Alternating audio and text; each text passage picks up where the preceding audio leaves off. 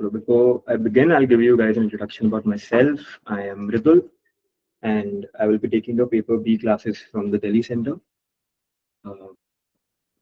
Yeah, I have been working at Accenture for 3.5 years, and I'm a qualified actuary.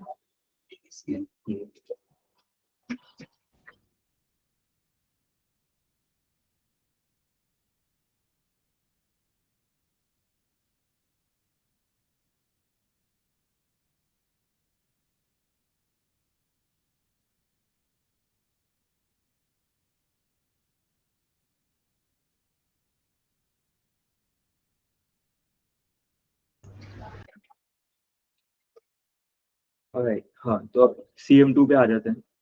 मेरे बारे में छोड़ते हैं. आई होप आप लोग के एग्जाम्स अच्छे हुए. किसी को कोई प्रॉब्लम हुई एग्जाम देने में? नहीं. So like for CM1, CM2 के भी 2 पार्ट्स हैं, CM2A and paper B. Paper A will be a 3 hour 20 minutes paper, and paper B will be a 1 hour 50 minutes paper. आज हम लोग ज़्यादा फोकस करेंगे CM2B पे, and CM2A की orientation will happen sometime in the next week. So there are few prerequisites before you begin with CM2. CM2 is one of the most interesting papers that you will do, because इसमें जो भी आप पढ़ोगे आप उसको बहुत ज़्यादा real life चीज़ों से रिलेट कर पाओगे. एंड जैसे जैसे अभी मैं टॉपिक्स पे जाऊंगा तो आपको मैं एग्जांपल्स भी दूंगा कि how that is related to any real world exam. जैसे आपने अभी तक CS1 और CM1 पढ़ा होगा, तो CS1 में जो स्टैटिस्टिकल टॉपिक्स हैं ऑफन उसको रिलेट कर पाना to some real world example is a little difficult. अगर मैं आपको बोलूं कि रिग्रेशन के बारे में आपने पढ़ा, तो उसको फिर रियल लाइफ में कहीं सामने अपने होता हुआ देखना, that doesn't happen very frequently. But जब आप CM2 पढ़ोगे तो you will learn a lot about the financial markets. And because you'll be learning about the financial markets, that is something that all of us have an interest in, all of us are affected by. तो आपको आपके सामने वो चीजें होते हुए भी दिखेंगी, आपको काफी ज्यादा इंटरेस्टिंग लगेगा वो. प्लस CM2 में there are a few topics which are directly related to the general insurance industry as well. तो उसके ऊपर भी जब हम आएंगे तो you will get a little more insights into how exactly the industry works and how that topic is actually used in the work that we do. So in that regard, CM2 is a pretty interesting paper. So before you start with CM2, there are 2 things that you should know. Number 1, कि आपको CM1 and CS1 की knowledge होनी चाहिए. CM1 because CM1 अगर आपने दे रखा है तो आपका you know how the Excel paper comes and you know what is expected of you in the Excel paper. काफी चीजें आपके लिए easy हो जाती है. There are not a lot of topics that are directly related from CM1, but it's just that जो Excel का जो base है आपका वो CM1 से ही बनता है, तो that will help. CS1 is very important क्योंकि CS1 में जो distributions आपने जो आप पढ़े होगे, जैसे normal distribution आपने पढ़ा, Poisson distribution पढ़ा, exponential पढ़ा, all of that will be used in CM2. Other than that, the statistical concepts that you learned, say the variance, calculation of the expectations, calculation of the covariance, etc. all of that will also be used in CM2. तो CS1 आप मान लो base था, उसके ऊपर में we are building upon. Any doubts so far?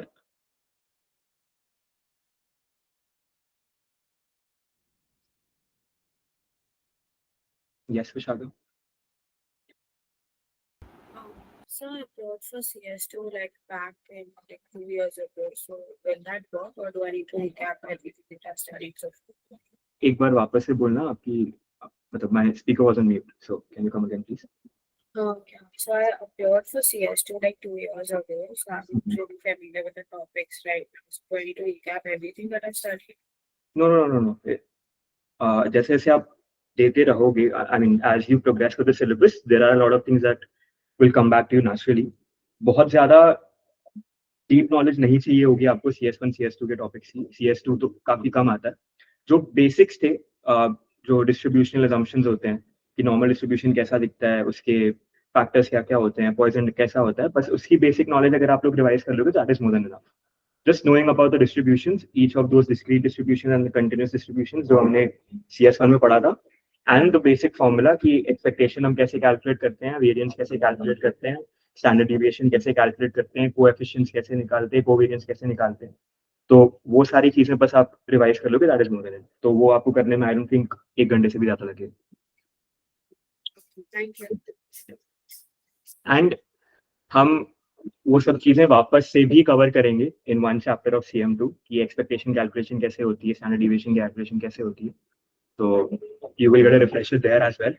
But just to as a starting point, अभी क्योंकि आप लोग क्लासेस उतनी हो नहीं रही है, तो you can go back and do a refresher on that. Sure.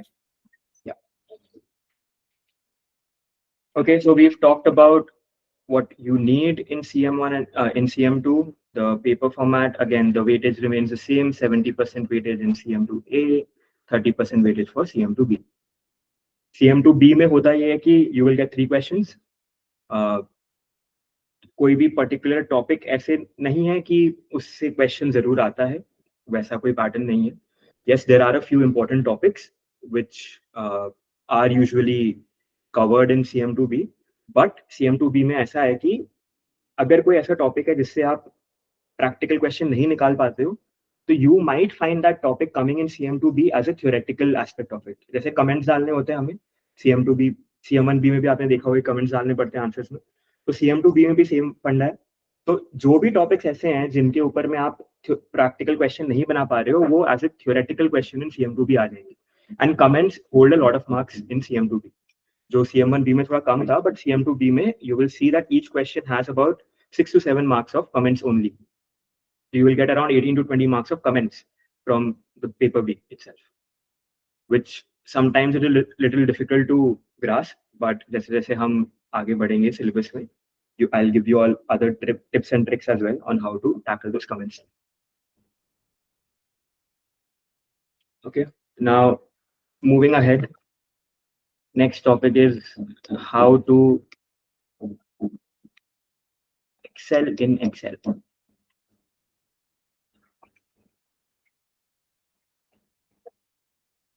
Okay, तो सबसे पहली बात तो ये है कि प्लीज जिसके लिए भी पॉसिबल है, all those who are in the Delhi centre and all those who are in other cities where we have our centres, जहाँ पे भी ऑफलाइन क्लासेस होती हैं, please go and attend the offline classes. Because जब भी आप online बैठे रहते हो, thanks to Instagram brain rot, आप लोग का दिमाग का दही हो चुका है. You will not be able to focus. That is a very natural thing that happens with me also, that happens with everyone around the globe. So when you are in an offline environment, there is an external stimulus आपके पास में कि आप phone नहीं check करोगे. You don't have any other distractions. For 2 hours you are there focused and understanding the topic. तो जो चीज आपको अभी 2 घंटे में आप क्लास आके समझ पाओगे, वही सेम चीज आपको अगर आप घर पे कर रहे हो तो आपको 4-5 घंटे भी लग सकते हैं. बिकॉज नेचुरली वो फोकस नहीं बन पाता घर पे. There are tens of other distractions that you're perusing. Okay, so offline classes is a must.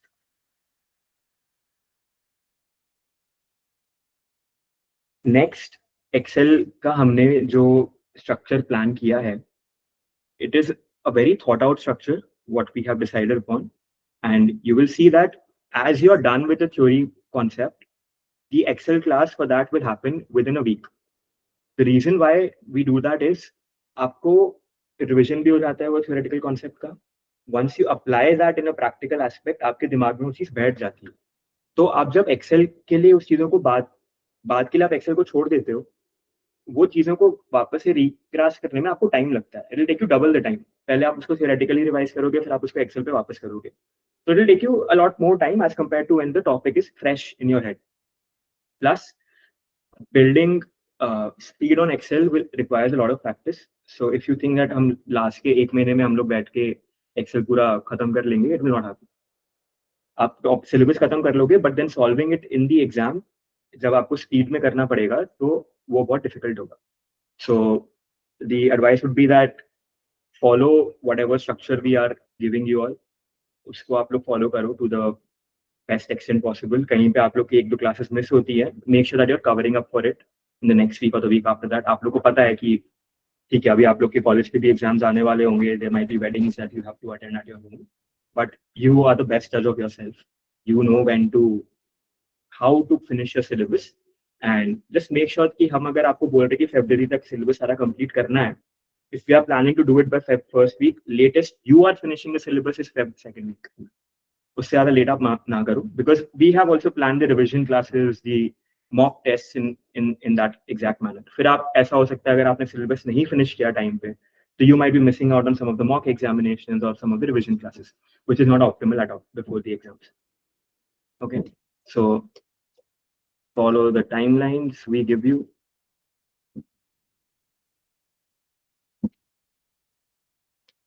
Do not leave Excel for the end.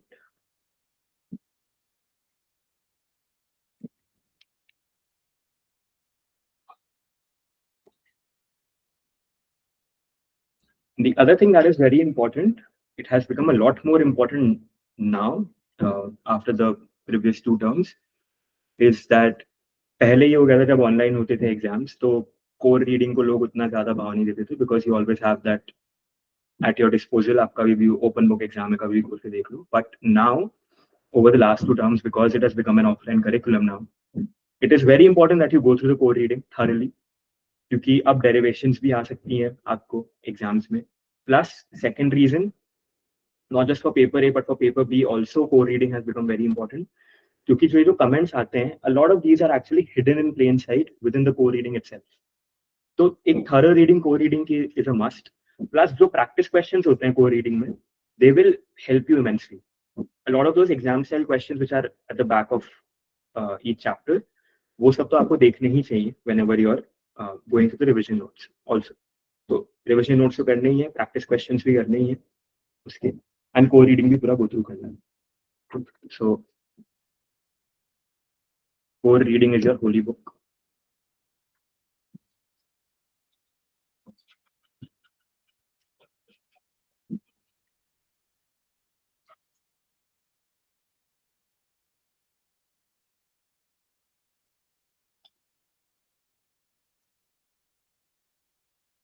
Follow these and you will do well in both paper A also and paper B also.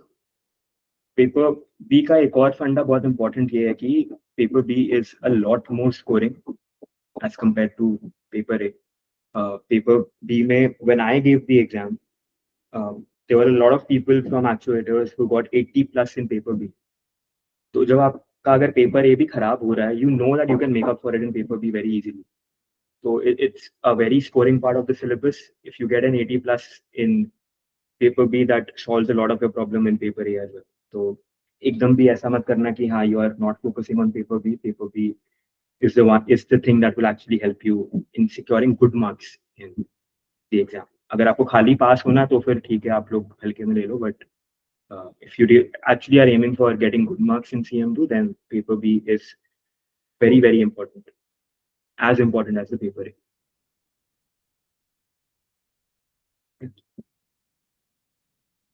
Now we'll get to the syllabus and what exactly does CM2 cover. So, like I said, CM2 covers a lot of those things which you will see in getting applied in real life. Some things which get applied in the insurance industry and a lot of other things which actually get applied in the finance industry. So if there are, see, when I was in college, I was also very confused at your age कि मेरे को किस field में जाना है. I had started with actuaries of course, but at the same time I was conscious in my head that I need to keep other avenues open. Say for example, if I land a job in a core finance industry, I should be able to work through that as well.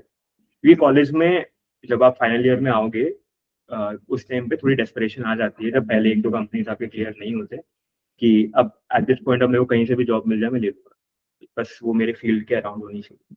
So there were a lot of people in my college also, in my batch, who did not pursue actuarial science, who went on to get into core finance role, a trading based role in a high frequency trading firm, a risk based role in those said firms, or an investment advisory role, etc. अगर आपको finance में भी career बनाना है तो CM2 is the building blocks of that as well. So it will help you with that regard also. It will help you in your insurance based actuarial career also. जब आप CM2 दे रहे हो तो it opens up multiple different avenues for you, and that is why this paper is very important. All the other papers, they जैसे आप आगे आप देखते जाओगे तो they will be a little more inclined towards insurance, जैसे आप CP 1 2 3 पे आओगे जब, और जो भी SP के papers होंगे, but this paper is one which it's a very broad paper. It allows you to explore various different things. So that is why this paper becomes very important. Plus CM2 अगर आप दे रहे हो, आप उसके बाद में you can pair it up with SP5 or SP6 going ahead as your specialization options.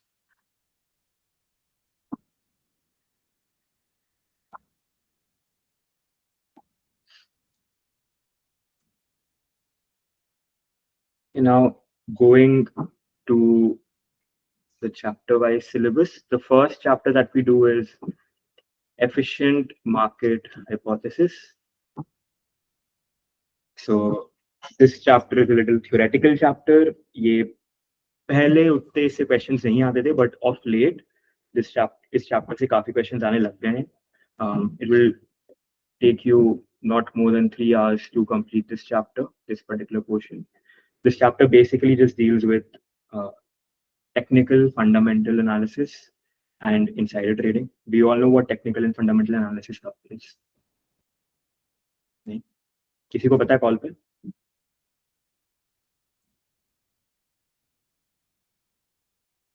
Yes, Vishaka. Technical analysis could be the one where we use past data to analyze the future prospects of the company, and fundamental could be when we look into the prospects like financials and the prospects of the company. And then what is insider trading? Insider trading could be when a person who is working in the same company gives information that is sensitive to the company to other people to drive up the prices of the stock. Right. So technical analysis is basically just dependent upon past history of the stock prices. आप ये assume करते हो कि you can predict the future looking at just the past data. Fundamental analysis looks at the fundamentals of the company. कि वो company की performance actually कैसी है compared to the peers, etc. And insider trading is आपको अंदर ही खबर मिली, उसके basis पे आपको टिप्स मिले और उसके बेसिस पे आपने ट्रेडिंग करी in the share market. So like you see, all of this is very relatable to the real world, right? And then what is an efficient market? An efficient market is one जहाँ पे ये तीनों चीजें ही applicable नहीं होती. In the sense, you could do a technical analysis and pick a stock, you could do a fundamental analysis and pick a stock, or you could even do insider trading and pick a stock, but you will not get any added advantage out of that. Basically, जो आपका stock price है market में, it will incorporate all of this different information within that, within itself. So you are not getting any added advantage by taking up any of these different approaches. So again, all of this is something that you actually see happen in the real world, in the real life. So जब हम class भी ले रहे होंगे, I'll keep giving you all real world examples. जब paper ये होगा तो प्रवीण भैया and भी आपको सारे examples देंगे which relate to the real world, and you'll have a lot of fun doing this. Next topic is this. ये usually theoretical topic ही आता है. इसमें paper B में अगर ये आना भी होता है तो it just comes as a comment, और 2 to 3 marks से ज़्यादा नहीं आता है. Okay. Next topic is the utility theorem topic. You all must have studied utility theorem as part of economics, class 11, 12 में या फिर in your college. This is different from that. This is not that cardinal approach or ordinal approach for utility. ये वैसा वाला नहीं है कि आपने budget line निकाली, IC निकाला and वैसे आपने निकाल दिया. This is a little different in the sense that it also incorporates an element of risk within it. So here utility is dependent upon not just the wealth, but also upon the risk-taking capacity of the individual. तो उस view से आप utility को देखोगे, and you need to spend what, around 4 hours to complete this topic, maybe 6 hours at the maximum to get this topic done. And this topic is something that often comes in.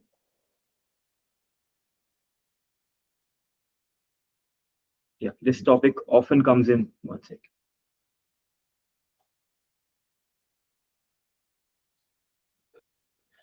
This topic often comes in the paper B. इसमें कुछ calculations होती हैं जो paper B में काफी अच्छे से हो पाती हैं. So this topic is important from the perspective of perspective of paper B as well. तो paper B में ये आता है. It's an easy topic. One of the topics which will not give you a lot of stress. एक बार आप पढ़ोगे आपको पूरा समझ में आ जाएगा अच्छे से and बार बार रिवाइज करने की नीड नहीं पड़ेगी इस टॉपिक को. But it is at the same time it is a very scoring topic as well.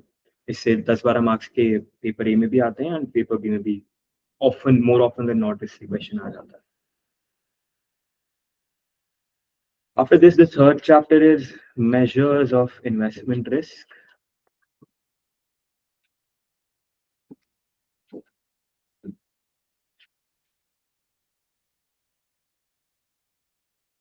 जो मैं आप लोग को कह रहा था कि CS1 में एक्सपेक्टेशंस, वेरिएंस, स्टैंडर्ड डिविएशन ये सब की कैलकुलेशन जो है इधर भी एक चैप्टर में रिफ्रेश होगी.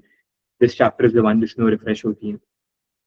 Then it also takes into account other different calculations that we do to quantify risk from a prospective investment, and उसको आप कैसे एनालाइज करते हो, कैसे इंटरप्रेट करते हो, वो सारी चीजें इसमें आती है. पेपर बी के नजरिए से ये क्वेश्चन इस चैप्टर से क्वेश्चंस आते हैं, but they are usually a sub part of a bigger question. इसके ऊपर से पूरा एक बड़ा क्वेश्चन बन के यूजुअली नहीं आता है, but it will be there in your exam. मतलब अगर ये जैसे आप एक्सप्लिसिटली खाली ये नहीं आ रहा कि एक्सपेक्टेशन निकालो, वेरिएंस निकालो इस चीजों की, there might be few areas of some other topics जहाँ पे वो एक्सपेक्टेशन की कैलकुलेशन या वेरिएंस की कैलकुलेशन आपको लगानी पड़ रही है. So it will be a sub part of questions. That is why this chapter is again important. Again, a very scoring chapter. It is a very practical chapter. इसमें ज़्यादा रटने की चीजें नहीं है. It is mostly based on solving. अभी तक theoretical chapter एक खाली EMH आया है. बाकी जो दोनों chapters हैं, they are a little more on the practical side. You will have a lot more sums to solve in these two chapters.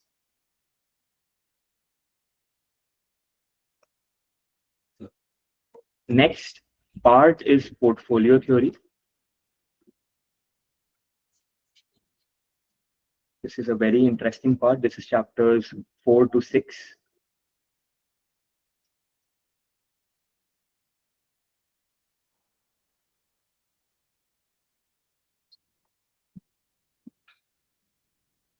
So what this chapter will do is, what this part does is, it tells you the benefits of diversification. इसके बारे में आप लोगों ने सुना होगा कि don't put all your eggs in one basket. आप कोई भी अगर markets में आप invest करना चाह रहे हो, तो it is always advised that you don't invest heavily in one particular stock or heavily in one particular sector. You should always diversify your risk. So you will see the So you will see the entire logic behind that कि benefits of diversification क्या होते हैं, आप portfolio को pick कैसे कर सकते हो एक, how do you minimize risk in a portfolio, and how do you maximize the returns in a portfolio. All of that is covered in portfolio theory. There are a few very important topics from finance, which are the building blocks of finance, which will be covered in this particular topic, which is called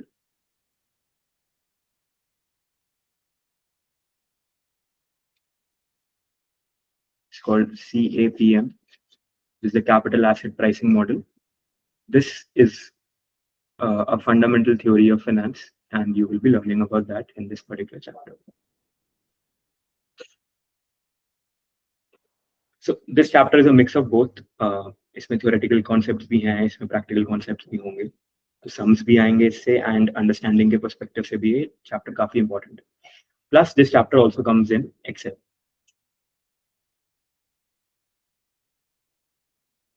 So this यहाँ तक जो syllabus था CM2 का, this was a light portion of CM2. This is something that is easily understandable. इसमें ज़्यादा complex calculations नहीं है. जो अब next part में हम जाएंगे CM2 का, that involves a lot more complexity, but at the same time it is very fun. अगर आप समझने की कोशिश करोगे तो you will be having the time of your life studying CM2. So CM2 was, I think it's top 2 papers मेरा सबसे पसंदीदा, and I'm telling you it's not number 2. सबसे ज्यादा पसंद आता था मेरे को पेपर पढ़ने में, एंड आगे भी जाके जब बाकी पेपर्स भी करोगे यू विल मिस CM2 की वैसा ही पेपर कोई और एक और आ जाए हम क्या पढ़ता. So but at the same time few things might be a little complex to understand, but we are there to help you through that. So next part is Brownian motion.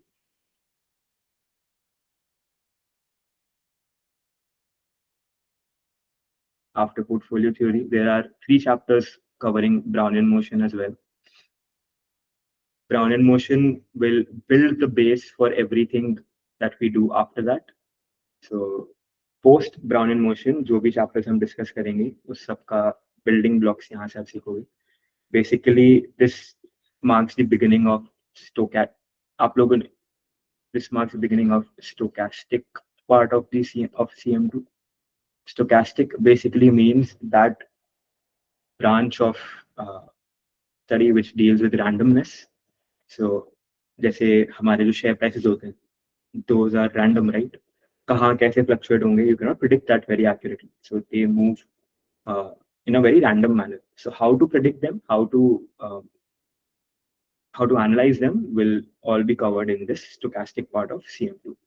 This base building model is Brownian motion.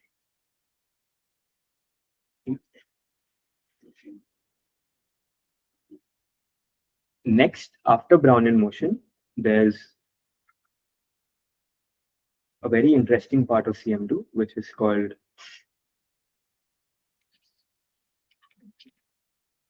derivatives.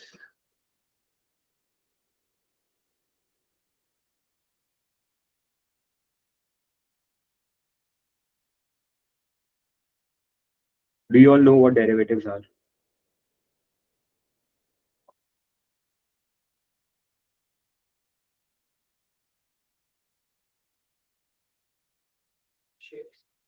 Shares. Not exactly. Okay. चलो फिर आज आप लोगों के लिए task होगा कि आधा घंटा लगेगा आप लोग को समझने में कि what derivatives are. एक YouTube पे कोई भी वीडियो उठा के समझ. But I'll give you a basic idea of what derivatives are. Basically, derivatives are contracts set between two parties. और वो कॉन्ट्रैक्ट की वैल्यू जो होती है that is determined by N underlying asset. तो अब जैसे आपने जैसे शेयर्स की बात करी, तो shares is not a derivative. उस पर कॉन्ट्रैक्ट लिखा जाएगा जिसकी अंडरलाइंग वैल्यू होगी वो शेयर की value.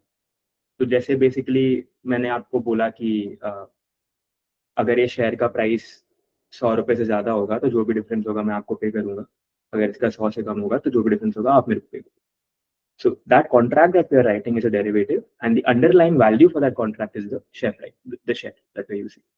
Similarly, there can be various different forms of underlying asset which is used.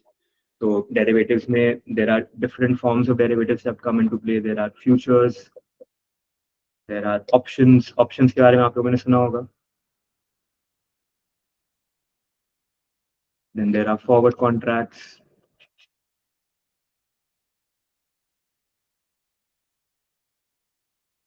All of this will be covered under derivatives. So derivatives are a key part of financial markets. In fact, India में जो options का market है, it is 10 times larger than the volume that is traded on the share market.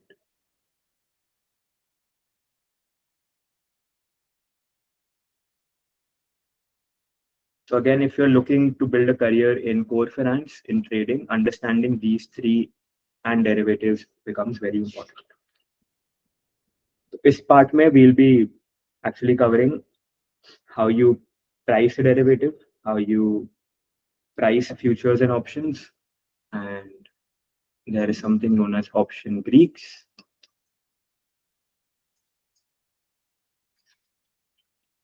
which basically tells you how an option price fluctuates due to changes in its external environment. Again, इससे भी काफी questions आते हैं in Excel as well. So this is an important topic for Excel too. Okay. जो हमने Brownian motion का जिक्र किया था पहले. सो ब्राउनियन मोशन के ऊपर बिल्ड करते हुए there are these two topics which are very theoretical but a very important part of the syllabus. The first one is called Black-Scholes pricing.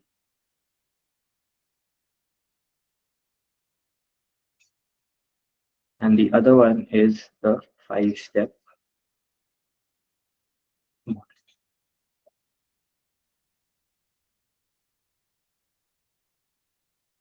Black-Scholes pricing is a formula that was derived to price an option, and 5-step model is just a proof for that particular formula. Again, Black-Scholes pricing का जो formula है खाली, that is a very important part of CM2B. उसमें काफी question ऐसे आते हैं जिसका अंडरलाइन पार्ट होता है ये Black-Scholes pricing का formula. And often you actually get that in the answer book itself. तो जैसे अगर आप आंसर बुक देखोगे तो उसमें Black-Scholes pricing वाला जो फॉर्मूला होता है that is given to you in the Excel file कि आपको खाली उसमें 1-2 इनपुट्स अपने डालने हैं and it will calculate the option price and give it to you. The reason behind that is the pricing formula is very big. तो आपको याद तो करना ही पड़ेगा, but anyway it will be there in the table book as well. अगर आपको कुछ भी कहीं पे भी आपको कंफ्यूजन होती है, you can always refer to the table book while you are giving the exam as well. Then there are 4 more topics left. Credit risk,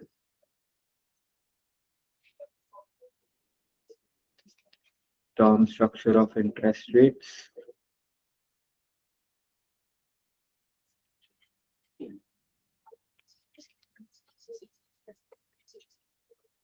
these 2 topics are again linked to the Brownian motion aspect, and इसके बारे में भी ज़्यादा बात नहीं करूँगा.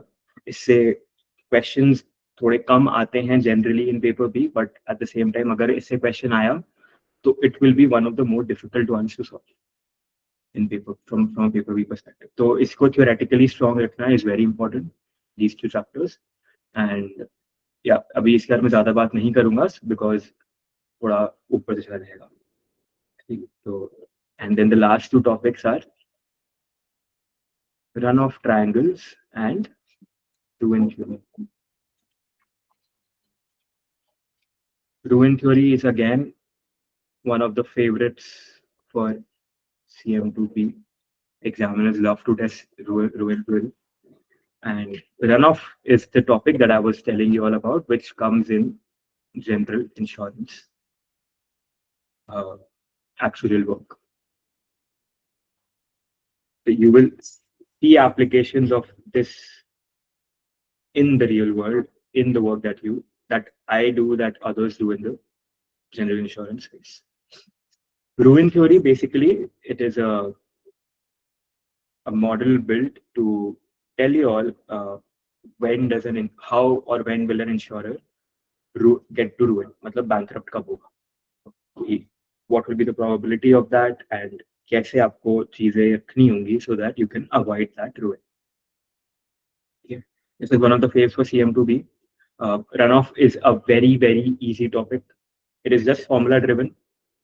It is one of the easiest parts of CM2B and one of the most scoring parts of CM2B. अगर runoff से आपके question आ रहे हैं तो 8 से 10 मार्क का आएगा वो पेपर ए में भी, और अगर पेपर बी में भी आ रहा है तो it will be around 24 to 28 marks, and वो फ्री के मार्क्स, unless आप कोई सिली मिस्टेक ना करो तो. It is that easy, runoff triangles, because fixed formula होंगे उसमें जो आप एक बार याद कर लोगे तो बस आपको अप्लाई करें. That's it. And काफी easy topic है, very scoring, तो you will be very happy to see if this question comes in your syllabus. Any doubts so far? On the call, any doubts? ये syllabus हमारे यहाँ पे खत्म हो गया.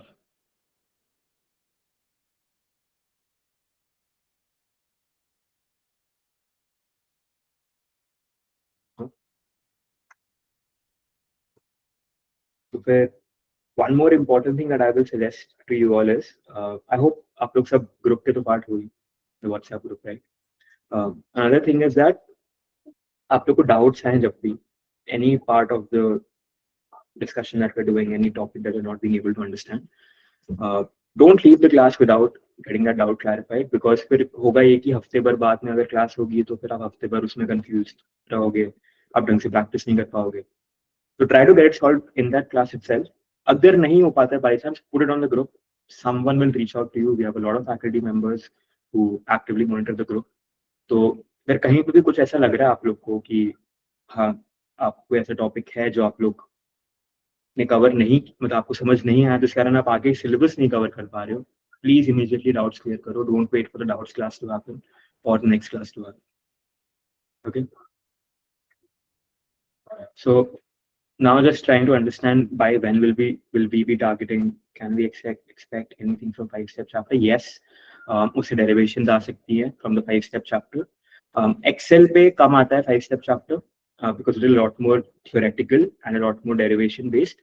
So you will not see a lot of its questions on Excel, but जैसे आप chapter पढ़ोगे तो you will be able to get an understanding of कि अगर वो Excel में आएगा भी तो किस तरीके से आ सकता है. There might be a comment or a sub part to a question, but not a direct question completely from the 5-step. Usually नहीं आता है, by chance अगर आ गया आप लोग की तो we'll be prepared enough to tackle that. Okay.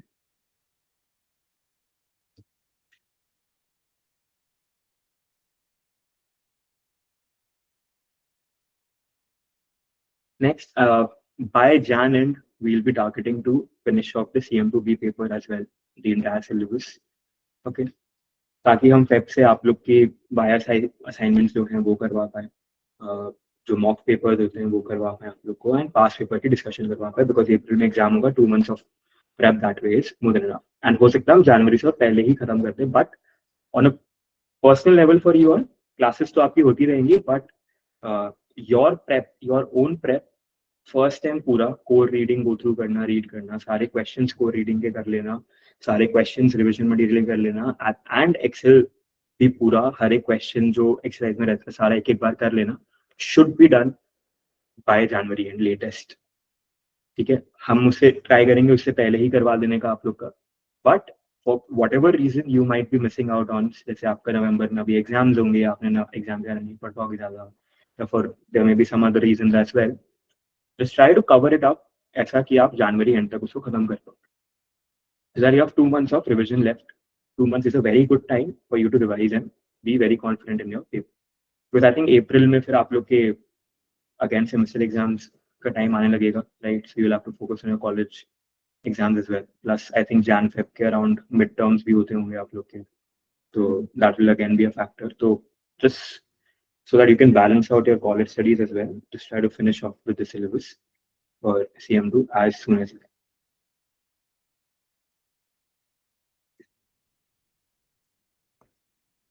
Okay, now I'll just discuss some important questions for, important functions from Excel, just to give you all a refresher on Excel, which are usually seen or which you usually apply in CM2.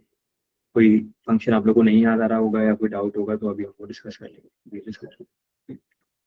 तो सबसे पहले basic mathematical functions होते हैं, which are sum, square root, exponential. अगर आपको किसी number का log निकालना है तो you will use ln.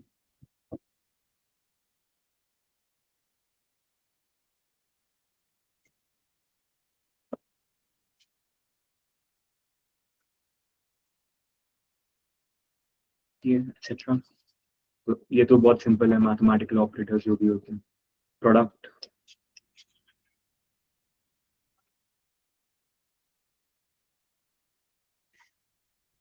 next there will be heavy usage of conditional operators, conditional or logical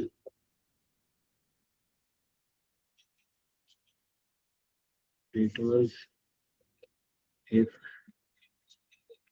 and or.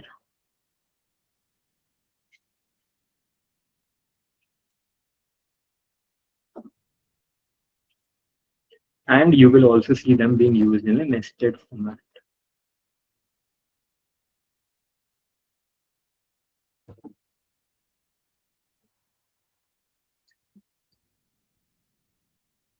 If and or operators आप लोग को पता है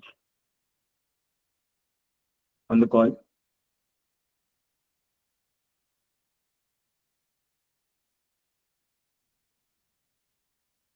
Yes.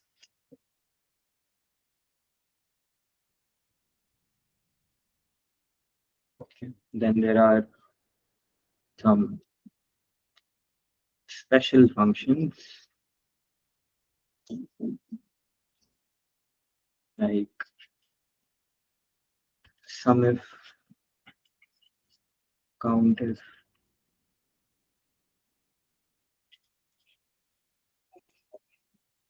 AVERAGEIF, VLOOKUP, HLOOKUP. HLOOKUP generally use नहीं होता है. VLOOKUP भी कम मतलब कम ही यूज होता है, but there may be instances जहाँ पे आपको यूज करना पड़े. And index match. इसमें से कोई ऐसा फंक्शन है जो आप लोग को नहीं पता?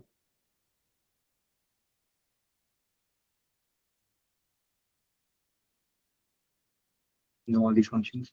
What does the match function do? It basically finds the position of the value that you are specifying, right? ठीक है. अगर आपको you don't know most of the special ones, ठीक है. So we'll discuss these special functions. Let me pull up.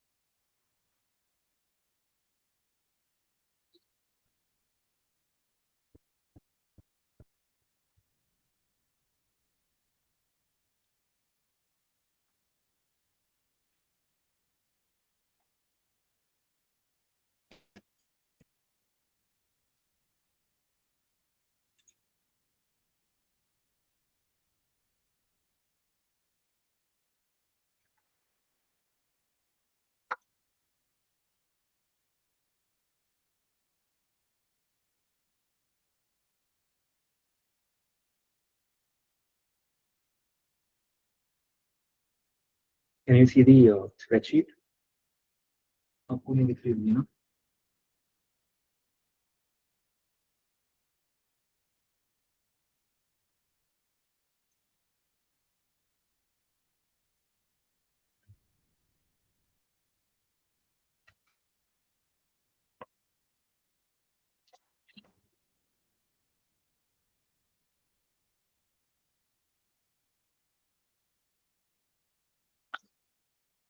Yeah, I just created this random spreadsheet एक बार यहाँ पे.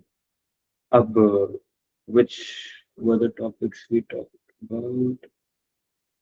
SUMIF, COUNTIF, AVERAGEIF, VLOOKUP, HLOOKUP and index match. तो पहले हम discuss करेंगे SUMIF को.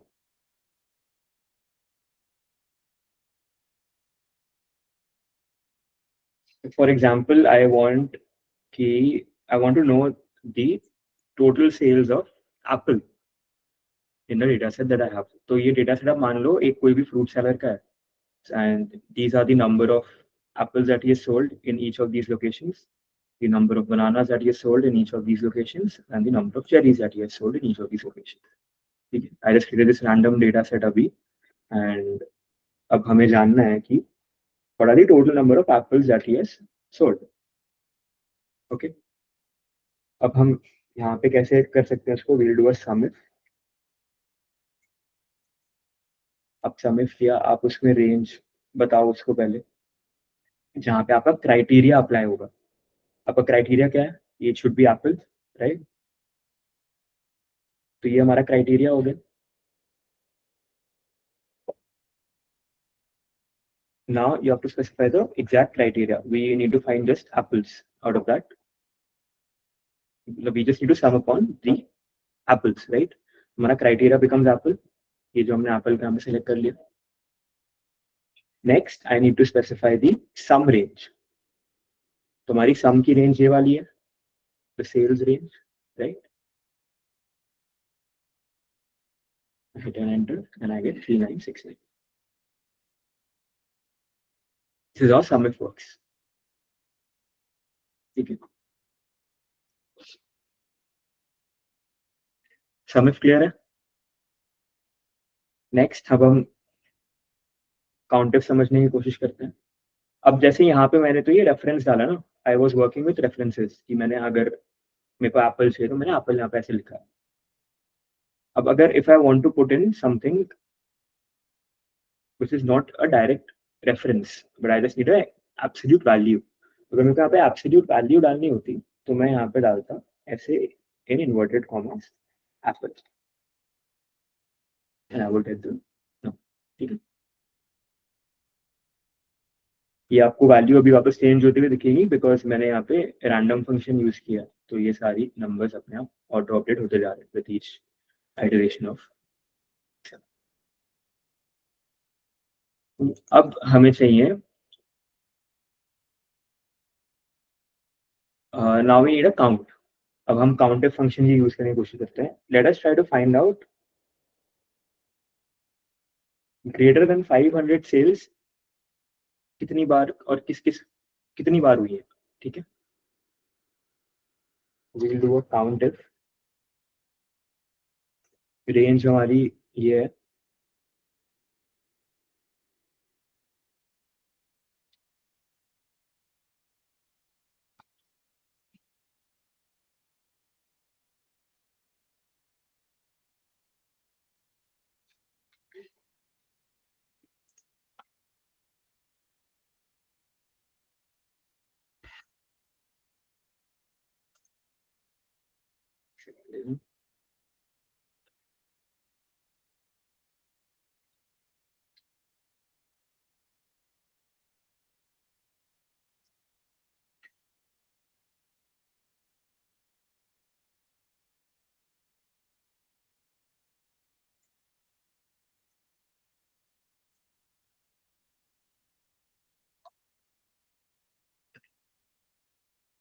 आपको अगर ग्रेटर देन 500 निकालना है या कोई भी ग्रेटर देन वैल्यू निकालनी होती है तो हम उसको ऐसे टाइप करते हैं. जैसे देन करना होगा तो just change the operator sign over here. Okay,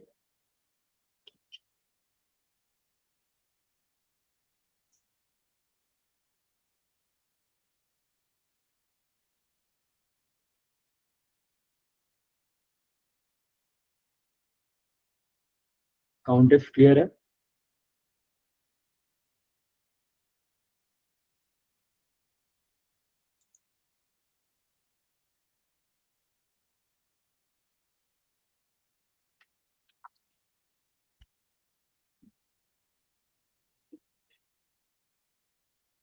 next हमारा क्या था, average if. let us find out the average sales in one particular location, जैसे पटना. यूज करेंगे एवरेज ऑफ क्राइटेरिया रेंज हमारी ये वाली होगी. Our criteria becomes Patna and our average range is the sales. तो पटना की एवरेज सेल्स हो गई 591.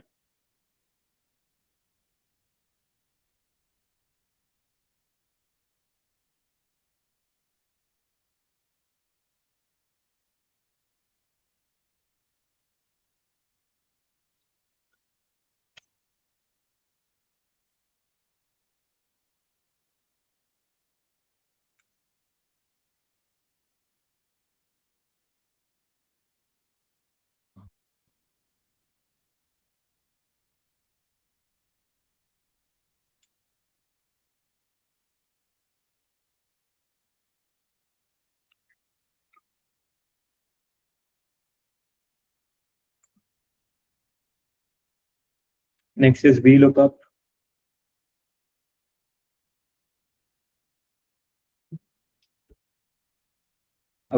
For example, we want to find out the number of apples sold in Delhi. ठीक है, तो हम यहाँ पे की बना सकते हैं. की कैसे बनाएंगे? एप्पल एंड ऐसे करके हमने की बना ली. अब हमें क्या निकालना है? Apples sold in Delhi. तो अब VLOOKUP क्या करता है? VLOOKUP में आप उसको एक लुकअप वैल्यू बताओगे. लुकअप वैल्यू एज इन क्या चीज आप खोज रहे हो इन द डेटा. हम यहाँ पे ये खोज रहे हैं apple Delhi in the data. हमारा डेटा का रेंज क्या है? This is our data range. Next, जो हमारा आंसर आएगा वो किस पर्टिकुलर कॉलम से हमें निकालना है. The column number is the third column number जहाँ से हमें निकालना है.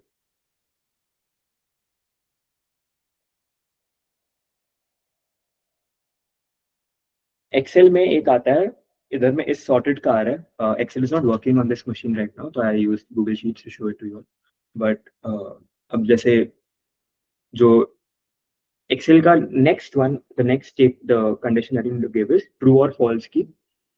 True is an approximate match and false is an exact match, that you want the exact lookup for this.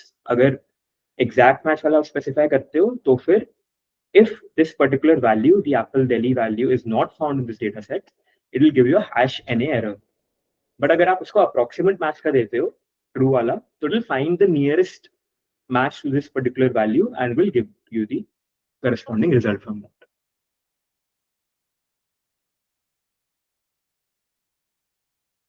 हमने Apple Delhi डाला, VLOOKUP वाला फंक्शन लगाया and we get 50.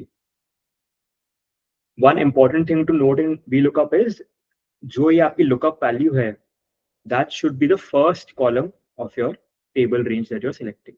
तो यहाँ पे जो हमने range specify करी है A20 to D20, उसकी first value should be the lookup value. अगर ये यहाँ कहीं बीच में कहीं होती तो हम ये VLOOKUP नहीं यूज कर पाते and we would rather have to use the index match function. तो अब index match करके हम इसी चीज को कैसे निकाल सकते हैं, मैं आपको वो दिखाता हूँ. So what the match function does is it gives you the position of a particular value that you're looking up in a range that you're specifying. तो अब मैं यहाँ पे अगर match लगा रहा हूँ function, let's keep my search key as Apple Delhi and my range is this.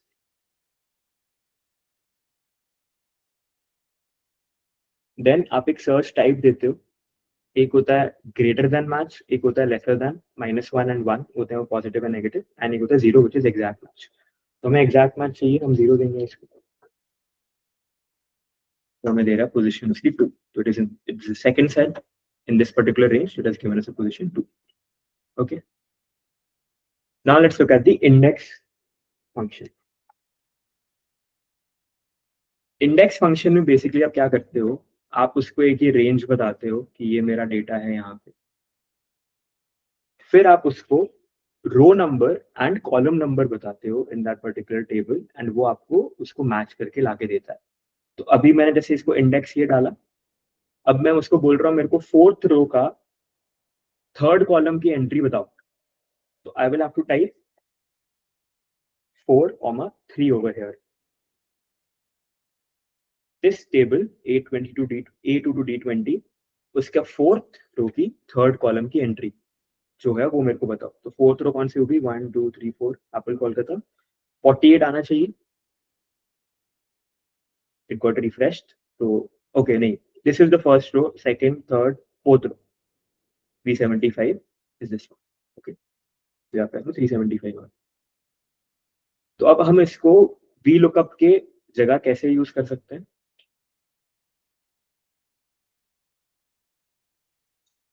हम रो नंबर मैच करवा देंगे, ठीक है।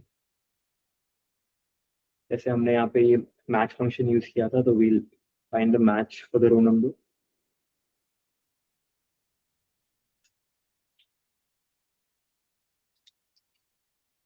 एंड हमें कॉलम नंबर कौन सा चाहिए? थर्ड कॉलम से चाहिए। We are looking for the sales value, right. तो ये हमारा कॉलम नंबर 3 रह गया इन द इंडेक्स, और ये हमारा value. One important thing to note in this index matches, ये जो आपका मैच के अंदर में ये 2 to 20 वाला रेंज है, this should match with this as in the number of rows. जैसे ये 2 से 20 तक जा रहा है, वो भी 2 से 20 तक जा रहा है। इसमें आप मतलब गलती से ऐसा बहुत बार होता है कि मैच फंक्शन में फिर हम जो हेडर वाली लाइन है उसको ओमिट करके नेक्स्ट लाइन से ले लेते हैं, लाइक A3 से A20 कर देंगे उसको। अगर मैं वो करता हूँ तो वो मेरे को अगली रो की एंट्री दे देगा। देखो,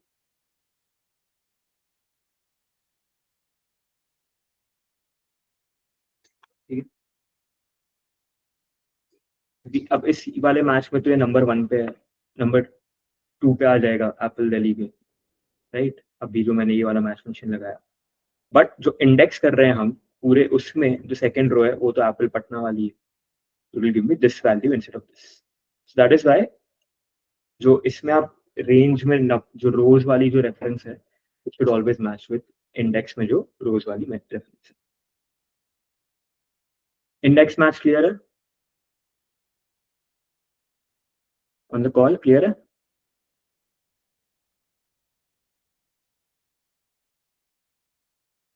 काइंड ऑफ ओके। ठीक है, आप इसको प्रैक्टिस करना एक बार घर पे। इफ देयर अ बट, अगर जब खुद से प्रैक्टिस करोगे तो I think you will be able to understand. एक सैंपल डेटा सेट खुद ही बना लेना, या फिर you can get various sample data sets from the internet as well. उसको यूज करके भी you can work through it.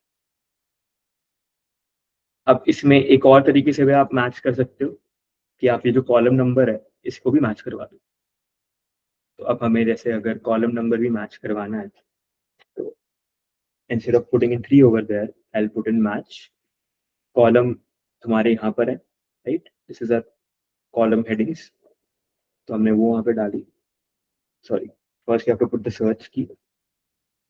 तो हम सर्च कर रहे हैं सेल्स, आई मीन सेल्स वाली कॉलम से हमें वैल्यू चाहिए, तो हमारा सेल्स हो गया मैच की सर्च की। तो रेंज होगा, range will be the header numbers, the header values, and we want an exact match.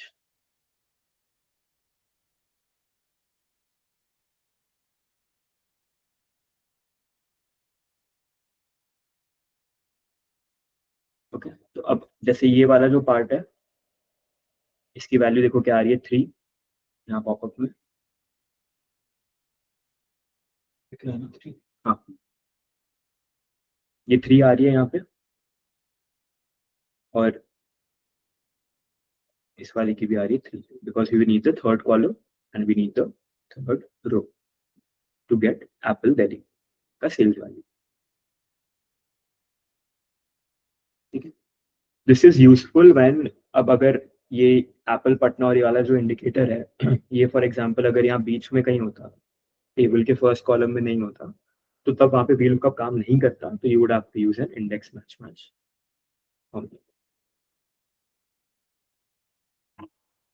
बाकी आप इसको ट्राई करना खुद से and you will be able to understand.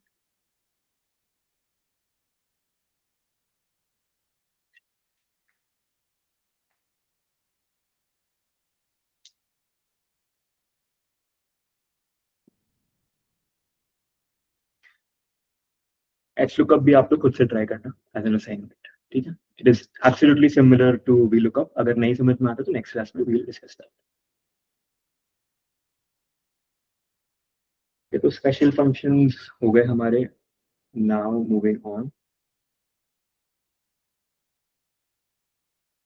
Share the correct screen. We are back.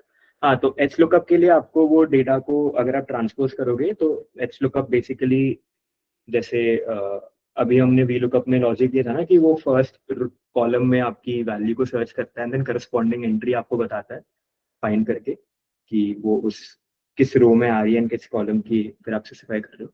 HLOOKUP will find the value in the first row and not in the first column. तो first row में खोजेगा आप जो भी specify कर रहे हो उसको कि ये खोज के दो मेरे को, एंड उसमें फिर आप रो नंबर बताओगे उसको कि मेरे को थर्ड रो की वैल्यू देना या फोर्थ रो की वैल्यू देना. तो डेटा को ट्रांसपोज कर दोगे आप तो you will be able to understand that better. Okay.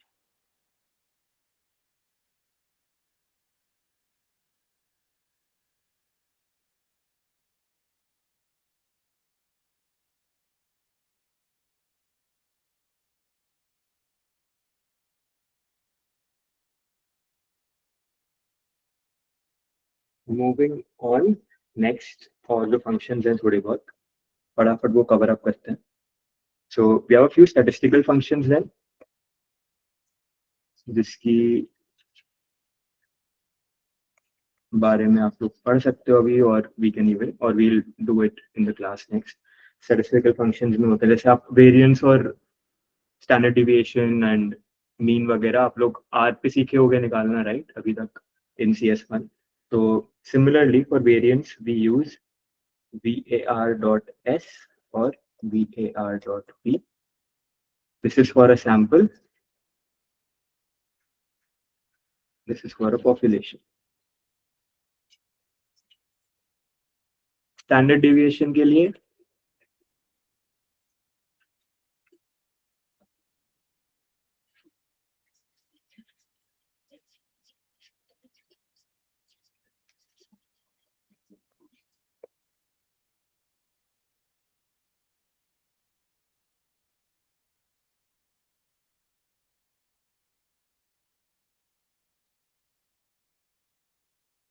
these are very simple. इसमें आप ये फंक्शन डालोगे and then you just have to select the range कि हमें यहाँ पे अप्लाई करना है. So var.p and the range where your data is, and it will give you the variance for that particular range. Okay. Next, other common ones we use are median, mode, average is used for mean, and there is another one called quartile.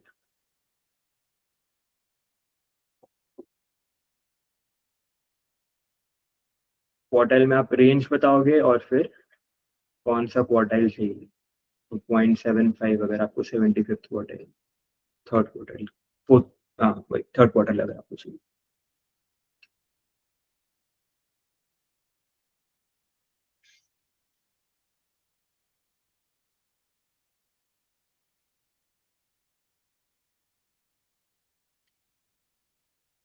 Next, there are a few distribution based functions.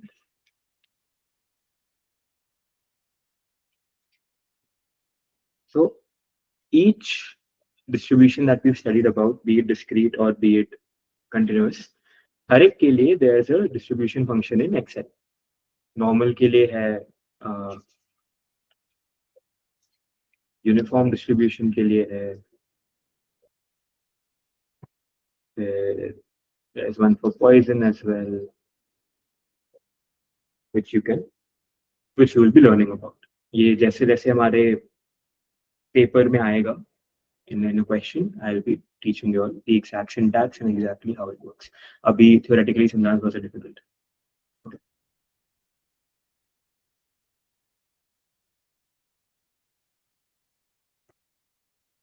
Lastly, what are commonly used functions for summarizing data?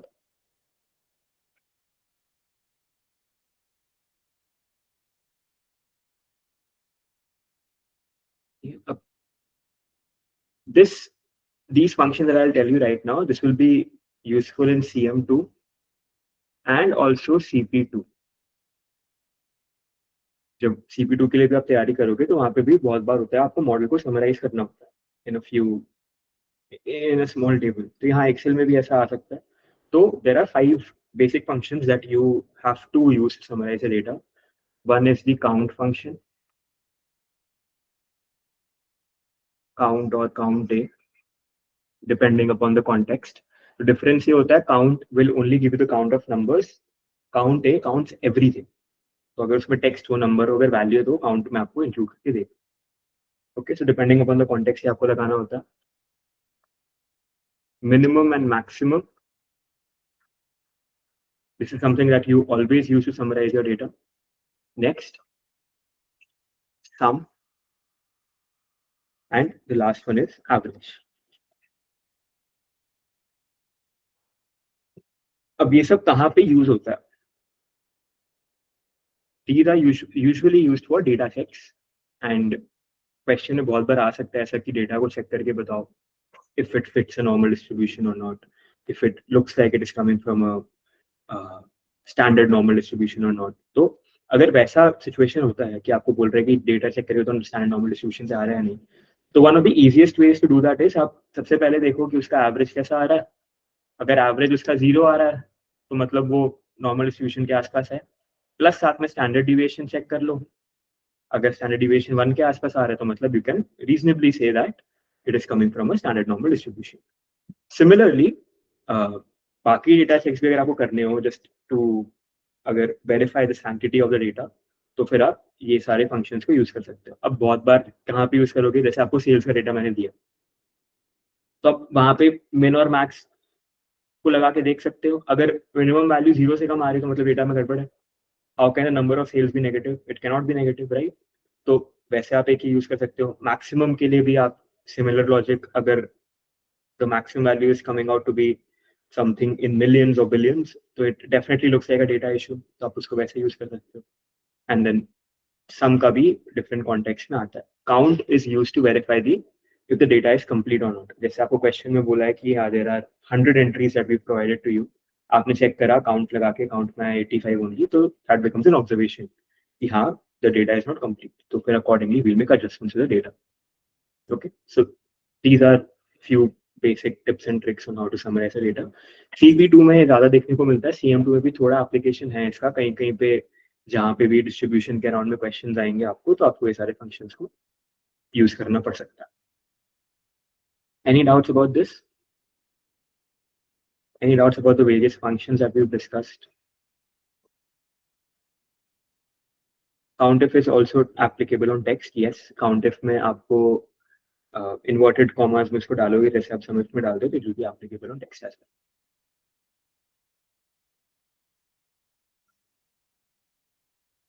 Yes. So if we have to count like how many false is there in the data, if the data contains false and true values, so how many false are there in the data? So can the COUNTIF function be applicable to count false? Yes, it will be. So we have to write that false in the inverted comma, otherwise it will not consider. So false के साथ में क्या है, अगर the false is in a text format, अगर वो वैसे आ रहा है तो फिर आपको इन्वर्टेड कॉमास में डालना होगा. बट वो फॉल्स जैसे आपने कोई फंक्शन लगा के निकाला, तो ट्रू एंड फॉल्स का जो वो आउटपुट आता है इन एक्सेल, जैसे आपने डाला 0 is equal to 1 as in formula, तो वो फॉल्स आएगा लिखा हुआ. अगर वैसा कंडीशन के थ्रू आ रहा है फॉल्स, तो अगर आप सिर्फ फॉल्स भी लिखोगे in the countif formula, it will work. But if that false is flowing through as a text, say for example just F लिखा हुआ है या फिर सारे वो कैप्स में नहीं है, तो वो सब देख के आपको समझ में आ जाएगा कि ये टेक्स्ट के फॉर्मेट में ही है खाली, तो you will put that in inverted comma वाले इन्वर्टेड कॉमा में डाल दोगे, तो फिर आपका वो आंसर मिल जाएगा. Okay, understood. Thank you. Yeah.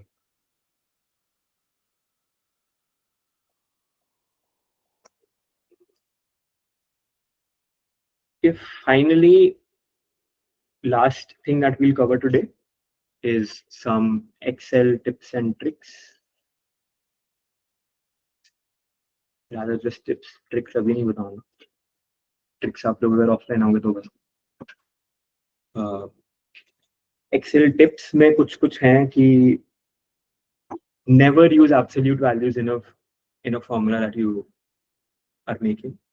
अगर जैसे आपने ये SUMIF या एवरेज वाली जो कंडीशंस लगाई हैं, उसमें जैसे अभी हम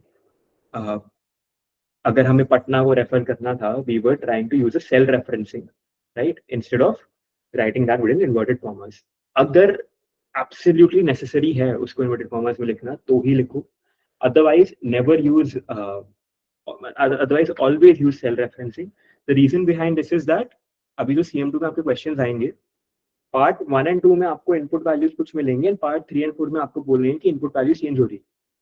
अब अगर आपने वो इनपुट वैल्यू को अपने फॉर्मूला में एज एन एब्सोल्यूट नंबर डाला हुआ है, तो you will have to find that in each place that you are using that input value, कि हाँ मैंने इसको कॉलम सी में रेफर किया है, कॉलम डी में रेफर किया है, कॉलम ई में रेफर किया है, तो हर एक जगह आपको इंडिविजुअली जा जाके उसको चेंज करना पड़ेगा, क्योंकि आपने उसको एब्सोल्यूट डाल दिया। जैसे इनपुट वैल्यू से फॉर एग्जांपल 13, तो अब आपने हर कॉलम में उसको एज 13 डाल दिया, यहाँ पे भी 13 लिख दिया, 13 लिख दिया, 13 लिख दिया। Instead of referencing it to, say for example, this is cell A1, instead of referencing it to A1, आपने ऐसे 13 लिख दिया। तो अब पार्ट 1 में अगर आपका पार्ट 1 एंड 2 में आपने चलो ऐसे आपने कैलकुलेट कर लिया, अब पार्ट 3 में आप देख रहे हो 13 वाली वैल्यू चेंज होकर 15 करने बोल रहे हैं।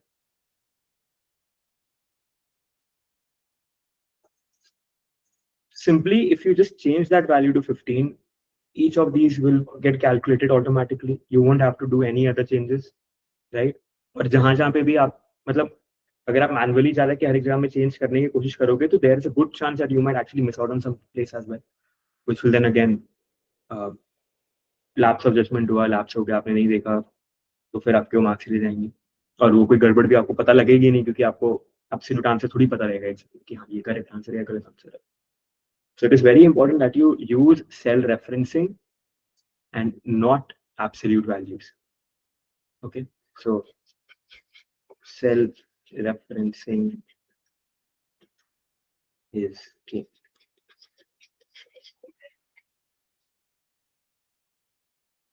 Okay. Another thing that you have to keep in mind is जो ये cell referencing आप करते हो, कहीं कहीं पे ये फिक्स्ड होती है, कहीं कहीं पे रिलेटिव होती है। ठीक है, कहीं कहीं पे एब्सोल्यूट होती है, कहीं पे रिलेटिव होती है। एब्सोल्यूट का मतलब डॉलर साइन लग जाता है and relative is just this, right. कुछ कुछ जगह पे हो सकता है आपको एब्सोल्यूट करना पड़े, कोई कोई जगह पे आपको हो सकता है रिलेटिव ही रखने से आपका आंसर। तो that is something to keep in mind. Absolute वाले आपको पता है ना, अगर मैं ऐसे लिख रहा हूँ $A1, तो मतलब मेरा अगर मैं ड्रैग करूंगा इसको तो ये चेंज नहीं होगा, right. Column number will not change, 1 will change. और अगर मैं इसको ऐसे लिख रहा हूँ $1, तो मैं जहां भी ड्रैग करूंगा column number will change but this will remain fixed. And if it is this, तो मैं कहीं भी ड्रैग कर लूँ इसको, वो फिक्स्ड ही रहेगा। ये तो अकॉर्डिंगली चेंज होता रहेगा जहां पे भी मैं इसको ड्रैग करता हूँ। Okay, so it is important to note cell referencing, कौन सी आप यूज कर रहे हो, कहाँ पे कर रहे हो। नेक्स्ट, विजुअली भी आपका Excel file should look good. Not just कि ऐसा नहीं होना चाहिए कि आपने सॉल्व कर लिया, पर आपने क्या सॉल्व किया, कैसे सॉल्व किया, मेरे को समझ ही नहीं आ रहा, मेरे को आंसर ही नहीं पूछ पा रहा हूँ मैं कि आपने फाइनल आंसर लिखा कहाँ पर। तो उस चक्कर में आपके मार्क्स कटेंगे। And it is very important that whatever you are doing on Excel, that is visually appealing also. आप अगर चार्ट्स बना रहे हो तो चार्ट्स की प्रॉपर लेबलिंग करना, proper vertical and horizontal axis को लेबल रखना, लेजेंड डालना, चार्ट का नेम डालना, all of that is very important. और चार्ट अगर आप कोई बना भी रहे हो तो it is also very important कि आप उस चार्ट से कोई लॉजिक या इंट्यूशन डिराइव कर पाओ। आपने एक चार्ट बना दिया पर मैं वो देख के कुछ समझ नहीं पा रहा, तो क्या क्या पॉइंट है वो चार्ट का। जैसे आपको ट्रेंड्स दिखाने हैं सेल्स वाली ओवर टाइम, तो अगर आप उसका लाइन चार्ट बनाओगे तो मेरे को देख के अच्छा लगेगा कि हाँ ठीक है, जनवरी में यहाँ तक था, फेब में यहाँ पहुंचा, मार्च में यहाँ तक आया, तो I can look at that chart and I can derive some logic out. But अगर आपने कोई ऐसा चार्ट बना दिया कि वो देख के मैं कंफ्यूज ही हो रहा है, आपने पाई चार्ट बना दिया उसका, sales over time. अब मैं उसे नहीं निकाल पा रहा हूँ, तो मैं ट्रेंड नहीं समझ पा रहा हूँ पाई चार्ट से, of course, as compared to what I would be able to understand from a line chart. So just putting the chart and making it visually appealing is not enough. You also have to make sure that the charts that you are using are suitable for the purpose that you are using. So सबसे पहली point है not just calculations but focus on the visuals as well. Basically your entire sheet should be understood by the examiner, तभी वो आपको marks दे पाएगा. अगर जितने easily वो समझ पाएगा आपकी शीट को, उतने ज्यादा अच्छे से वो आपको मार्क्स दे पाएगा. अनदर थिंग इज दैट जो एक्सेल की जो फाइल्स आती हैं फ्रॉम द इंस्टीट्यूट, ऑफन उसमें सेक्शंस बने होते हैं जहाँ पे आपको आंसर निकालना है, जहाँ पे आपको सॉल्विंग करनी है. तो try to put your answers in those particular sections only. ठीक है, जो भी आपको बाकी कैलकुलेशंस करनी है, डू इट समवेयर एल्स, ऊपर नीचे कहीं पे. बट एक्सेल की वो जो फाइल होती है उसमें there will be highlighted regions जहाँ पे आपको फाइनल आंसर देना हो. सो highlight the final answer.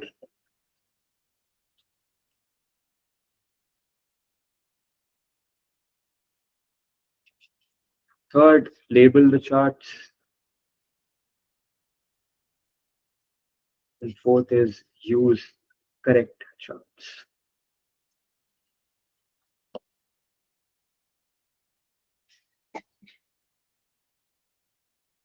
Okay, and lastly,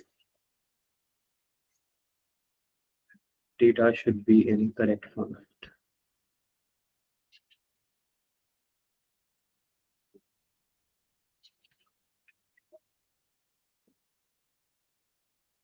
What do I mean by correct format?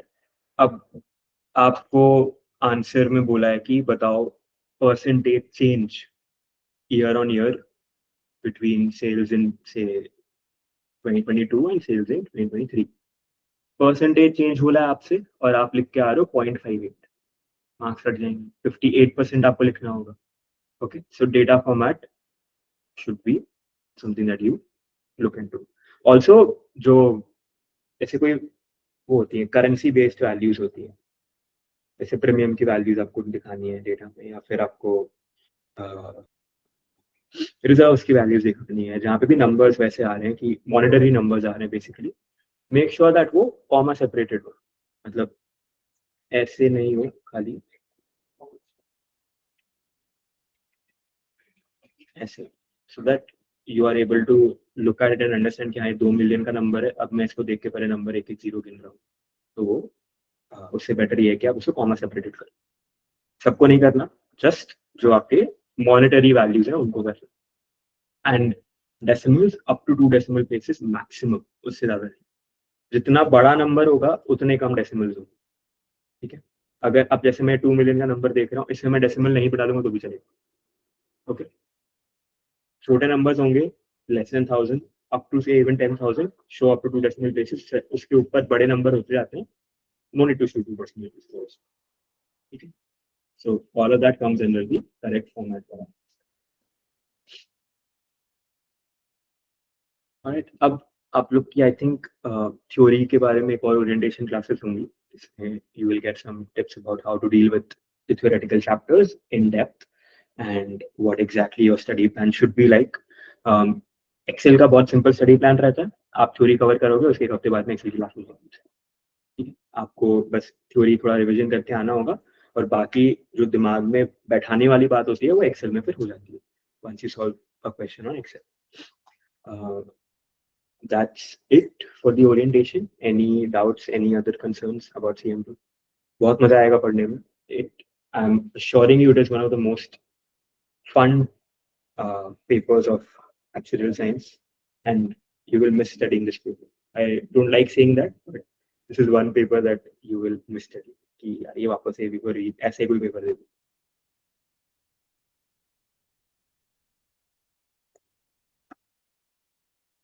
And I keep saying कि इससे आप रियल लाइफ बहुत सारे एग्जांपल्स निकाल पाओगे. मैं तो आपको क्लास में दूंगा ही, but at the same time try to think whenever you're studying, doing self-study, हर एक चीज को कोई इस पेपर में easy इसलिए भी है पेपर कि you can understand any topic in this paper just by relating it to a real world incident. आप उससे रिलेट करोगे, आपकी चीजों बात दिमाग में और बैठ जाएगी.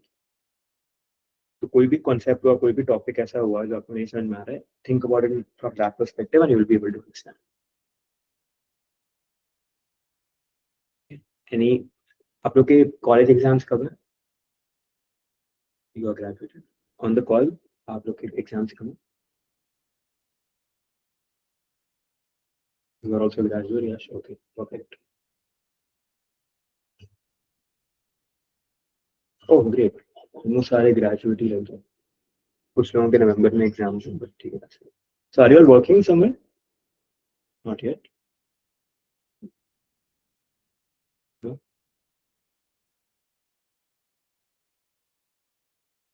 ओके, ठीक है. तो फिर तो हम बनता भी है यश आपका 3 पेपर को. You are not working also, you have a lot of time, so you can give 3 papers. हो जाएंगे. CM2 will be, I mean CM2 के साथ में आप दे सकते हो एक आध पेपर. अगर किसी और को भी और प्लान करना है about giving other papers as well, I'll be happy to chat with you अलग से. My number is there on the group as well. You can reach out to me, or you can reach out to me in the class, and I'll be more than happy to guide you on how to plan on giving multiple papers, because I also gave CM2 along with CS1. So plus I have given a few other papers while working 2-3 साथ में, तो I can help you in that way. And if I'm not reachable, others as well, Priyanka ma'am bhi hai, Praveen sir bhi hai, Shivangi ma'am bhi, there are other mentors also who will be more than happy to help you. Okay. Any other doubts, anything else that you want to talk about?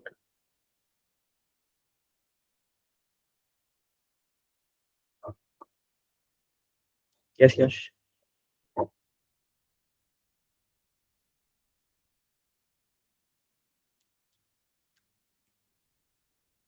Can't hear you.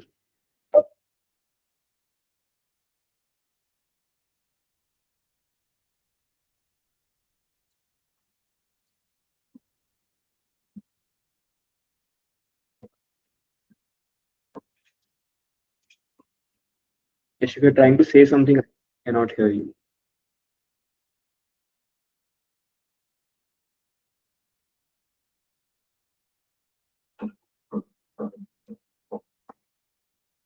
हाँ जैसे, या तो आप बोलो पहले फिर. So what all other papers are approachable with CM2? If you have not done CB1 or CB2, you can easily give CB1 or CB2. क्योंकि and if you are an economics graduate, if you are doing say an economics degree अभी, तो CB2 तो आप एकदम आराम से दे सकते हो CM2 के साथ. These two So are. I have given CM1, CS1 and CB series. So after that, like CS2 is not approachable. So after that, which CP papers are approachable with the CM2? आप अभी college में हो? Like graduate. You are graduated, ठीक है. So and are you working somewhere? No. No. So you can try CP2 or CP3. दोनों CP2 is C modeling based, and दोनों का ही ये है कि both will require just 4 weekends of time. Okay, CP2, CP3 दोनों में कुछ भी theoretical नहीं है जो आपको पढ़ के समझना हो.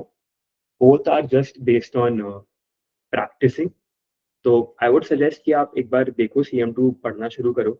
अगर एक्सेल में आपका हाथ बैठ रहा है सही से, तो go for CP2, and you can take that call in January as well. Feb में आपके registrations open होंगे, you can take that call by January and also. But उसके लिए आपको इसे कि और you should be very well versed with Excel, because the thing is CP2 में 2 questions आएंगे, they will both be modeling based questions and they will be difficult to solve अगर आपके Excel में skills अच्छी नहीं है तो. CP3 जो है, it is just based on communications and it is a little not, there's nothing theoretical about it, it's just that is also based on practice. It is like जो creative writing हम करते थे school में, but that in a corporate realm. So It is also something that you can do, but CP2, CP3 ka CP2 I would say is more compatible with CM2 just because Excel wala component aa jata hai.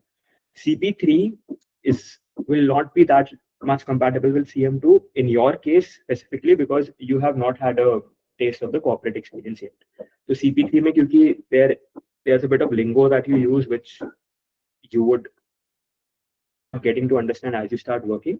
So CP3 might be a little difficult in that regard. क्योंकि CP3 तो very tricky paper, आपको लगेगा कि आपने मैं तो सब चीजें लिख के आ गया हूँ, बहुत अच्छा लिखा है मैंने, बट जैसे स्कूल में होता था जब आप इंग्लिश ग्रामर का पेपर दे के आते थे ऐसे में मैंने तो बहुत चीजें अच्छी लिख दी, मार्क्स देख रहे हो मिले 6-10 में, तो वैसा ही होता है CP3 में भी कि you will think that oh I have written the best answer that I could have, because CP3 paper is such where there's an 80 mark thing that you have to write. It will be a 2-3 page document that you will have to prepare, and that depends upon the question. Either आपको press release करनी होगी, या फिर आपको एक letter लिखना होगा, या फिर आपको एक letter to shareholders लिखना होगा, या फिर आपको एक presentation का summarize करके आपको अपने stakeholder को देनी होगी. तो all of that involves a bit of corporate lingo, which might be a little difficult to grasp for you currently because you've not had the experience of that. You can try doing it. आप एक आध paper अपने end पे देखो, but CP2 जो है, because it is a lot more on the sides of Excel and it is just practicing Excel, so I think you can try CP2. Thank you for the guidance, sir. I have gone through some papers of past year papers and of the CP2 and CP3 both.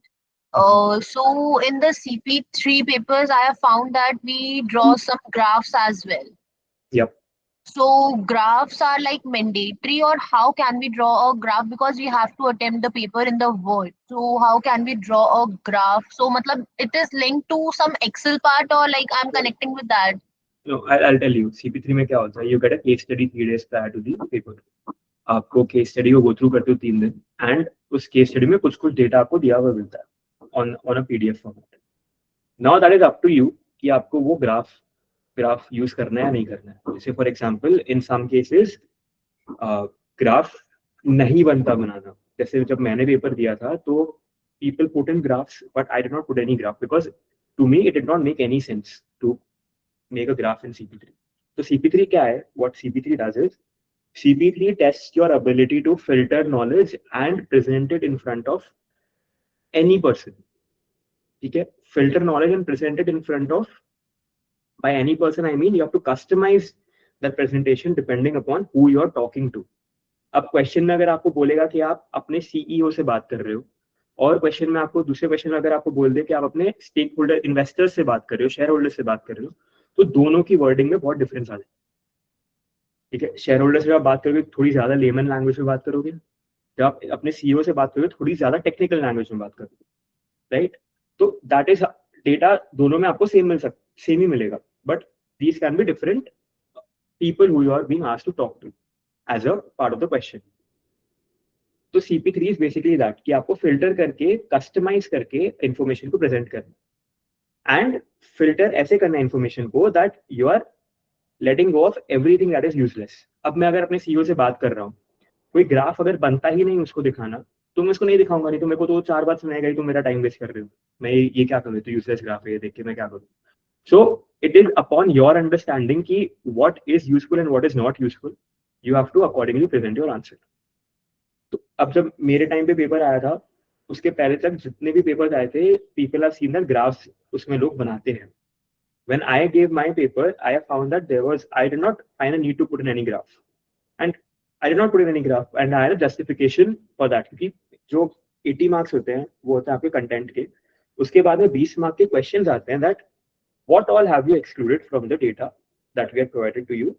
Justify your exclusions. ऐसा एक question आएगा, वहां पे अगर आप justify कर रहे हो कि मैंने ग्राफ नहीं बनाया because of so and so reason, because नहीं बनता बनाना, you will get marks for that. तो I got decent marks despite not making a graph. तो ऐसा कंपल्शन नहीं है कि ग्राफ बनाना ही बनाना है. मोस्ट ऑफ द केसेस में आपको ये लगेगा कि हाँ ग्राफ बना ही सकते हैं, बट अगर कोई ऐसा ऑफ चांस कोई ऐसा केस आया कि हाँ ग्राफ नहीं बनाने की नीड लग रही, तो you can always go ahead with that. What is more important in CP3 is not the making of the graph, rather it is how you are filtering information and presenting it. उसमें आप ज़्यादा technical terms use कर सकते हो, कहीं कहीं पे आप कर भी सकते हो, तो वो अंडरस्टैंडिंग डेवलप करने में आपको थोड़ा सा टाइम लगेगा। And that is I am saying कि वो विद एक्सपीरियंस थोड़ा बहुत आ जाता है जब आप काम कर रहे होते हो, because you get a taste of everything कि हाँ मेरे को you because when you start working you get to interact with different different sets of stakeholders. अब जैसे मैं इंश्योरेंस कंपनी में काम करता हूँ, तो मैं जो चीफ एक्चुअरी उससे भी बात करता हूँ, जो मेरे लेवल का एक है उससे भी बात करता हूँ, जो मेरा एक जूनियर है जो फ्रेशर है मैं उससे भी बात करता हूँ, जो मेरा इमीडिएट मैनेजर है मैं उसको भी प्रेजेंटेशन दे देता हूँ। तो सबसे बात करने का तरीका बहुत अलग होता है, एंड वो विद एक्सपीरियंस आपको थोड़ा बहुत समझ में आएगा। And that is why people say that CP3 is a little difficult to attempt while you're in college or while you don't have any experience. आप देने को दे सकते हो because ultimately it's just creative writing if you're able to understand कि हाँ कब कैसे क्या filter out करना है information. But it will be a little easy for you if you do it while you're working. And graphs का वही फंडा है कि वो depends upon you. You can prepare the graphs and keep it as well. आप Excel पे बनाओ उसको and उसको आप Word पे, अच्छा तो आपको offline देना होता है. So I think you will get an option for making the graphs on Excel also. कि अगर आपको I'm not sure what the current pattern is for CP3 कि आपको वहाँ पे Excel यूज करने देंगे या नहीं, तो I think I'll have to confirm that, but कि कैसे exactly है, but ग्राफ से necessary नहीं होता that you have to put it. They do allow, so perfect. फिर आप Excel से ग्राफ बना के उसको आप copy paste कर लो अपने Word document. Sir, if we write the answer in a particular way, like and the script is different from that we have written, but the points are same, but the script and way of writing and expressing the in the answer script is different from us. Like they have included the headings and we haven't included the headings. We have make it in the paragraph point and they make it in the point twice. So will they deduct the marks? And like you have mentioned for the graphs as well. So if they include the graph in the script and we haven't include the graph in the script, so will they deduct the marks or they will just see at how we have present and the points we have included is correct or not? So points do matter, आपने क्या include करा है क्या नहीं करा है, but this paper is a lot more about presentation. Okay. अब जो presentation वाली बात आती है, different things have different ways of presenting. अब जैसे आप past exams के आप answer scripts देखना, अगर क्वेश्चन में बोल रहा है it's a letter to a stakeholder and दूसरे क्वेश्चन में बोल रहा है it is a summarising document for the say the CEO, तो दोनों को लिखने का तरीका विल बी लिटिल डिफरेंट. जैसे जो आप सिंपली जब आप स्कूल में लिखते थे, जब लेटर लिखते हो तो you will sign it off right नीचे में कि regards from this and this person, right. जब आप letter to the stakeholder होता है उसमें भी आपको सेम काम करना होता है. अब वो चीज अगर आप नहीं कर रहे हो तो आपके मार्क्स कट जाएंगे. अब सेम चीज अगर आप समराइज करके अपने सीईओ को दिखाना चाह रहे हो तो उसमें वो काम नहीं करना होगा आपको. सो इट जो फॉर्मेट की आप बात कर रहे हो कि उन्होंने पैराग्राफ में लिखा और उन्होंने हेडिंग्स दी, मैंने नहीं दी, a lot of that is standardized based on कि क्या आ रहा है आपको, क्या चीज आपको लिखने बोली जा रही है. अगर एक प्रेस रिलीज बोली जा रही है तो उसमें क्या चीजें इंक्लूड होती है, कैसे होती हैं, और अगर एक लेटर लिखने बोला जा रहा है तो क्या चीजें आती है उसमें, कैसे आती है. All of that you can see in past year papers कि एग्जैक्टली अगर ये टॉपिक पे मेरे को लिखना है तो मेरे को उसको किस फॉर्मेट में स्ट्रक्चर करना होगा, और अगर उसमें लिखना है तो किस फॉर्मेट में स्ट्रक्चर करना होगा. तो वो ब्रॉड आउटलाइन होना जरूरी है. उसके अंदर में फिर आप उसको कैसे स्ट्रक्चर कर रहे हो that doesn't matter that much, but the broad way how the document looks like is very important. कि हाँ जैसे प्रेस रिलीज होगी तो it will usually be just divided into 3 broad parts.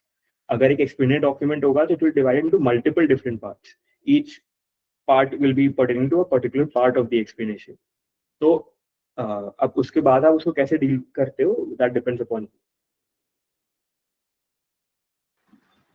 Thank you. So as like I have seen the answer scripts varies. So like in September they for the same client they mention it in the points, and for the in the November attempt they mention it in the paragraph. So like I was dicey ki how to mention it, and by that and seeing all these factors, then I have to consider ki which paper to attempt. So that is. देखो CP3 का it's the beauty of CP3 also, and it is a drawback of CP3 also that it is a very customizable answer. आप जो भी लिख रहे होते हो उसमें, lot of it depends upon how you are filtering the data. But at the same time, you will never have confidence after attempting CP3 कि मैंने सही करा है या नहीं करा है. आपको है कि मैंने अब तो अपने हिसाब से ठीक ही लिखा. But then it depends upon कि what the examiner actually sees on that day. कि उसको सही लग रहा है नहीं. तो like I'm saying कि broad outline आप एक बना पाओगे.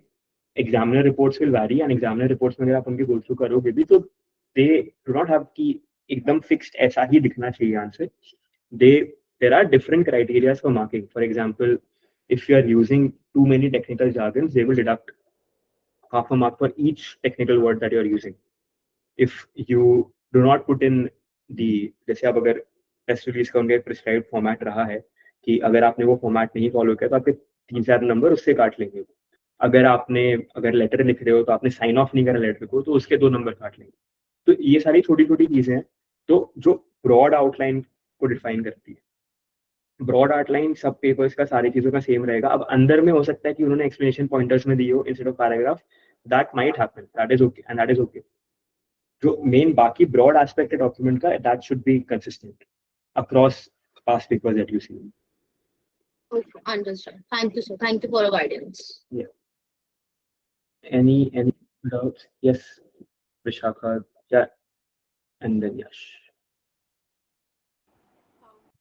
So currently I'm working. How many hours do I need to give to CM2 to make sure I have a strong? I can't hear you, Vishakha. Can you be a little loud, please? I'm currently working. So how many hours do I need to give to CM2 to make sure that I have a strong practitioner? I would suggest that I think you can start with at least an hour a day at the minimum. जो दिन आप काम कर रहे हो उस दिन आप at least try करो कि आप 1 घंटा दे पाओ CM2 को. And weekends में give 3 hours अभी initially. So that'll be fine. Each weekend you can give around 3 hours for CM2 and you'll be, as the exam progresses ahead, you will आप और ज़्यादा उसको obviously scale up कर पाओगे. Plus जो आपकी study leaves मिलती हैं, do try to utilize them to the best extent. क्योंकि मैंने भी करा है study leave मिलती थी, मैं उसमें घूम रहा होता था इधर उधर. That did not bode well for me. But yeah, study leaves को आप लोग पूरा utilize करो. Try to just study on that day the entire day. और फिर बाकी weekends में maybe, because see, when you're working, you definitely need an outlet to get all your exhaustion out. So मैं ये नहीं बोलूँगा कि weekend से भी आप पूरे दिन ही पढ़ाई करते रहो.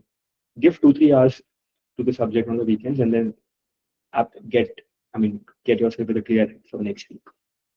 But it is very important that you actually are relaxed, are enjoying studying rather than taking it up as a pressure. And so, I have not appeared for CS2 or CP1 yet. So with CM2, should I appear for SP7 or SP6, or should I wait it out? Just पहले आप ये देखो how your preparation goes. Why are you looking at SP7 or 6? Because I've already cleared CP and CP papers, so I have nothing left besides CS2 and CP1. So which field are you working in? I am currently self-employed. Okay, you are self-employed.